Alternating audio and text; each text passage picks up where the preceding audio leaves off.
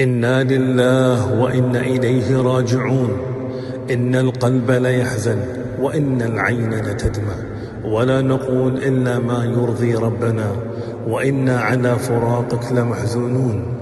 اللهم اغفر لجميع موتى المسلمين الذين شهدوا لك بالوحدانية ولنبيك بالرسالة وماتوا على ذلك. اللهم اغفر له وارحمه وعافه واعف عنه وأكرم نزله ووسع مدخله، واغسله بالماء والثلج والبرد، ونقه من الذنوب والخطايا كما ينقى الثوب الأبيض من الدنس. وارحمنا اللهم برحمتك إذا صرنا إلى ما صاروا إليه.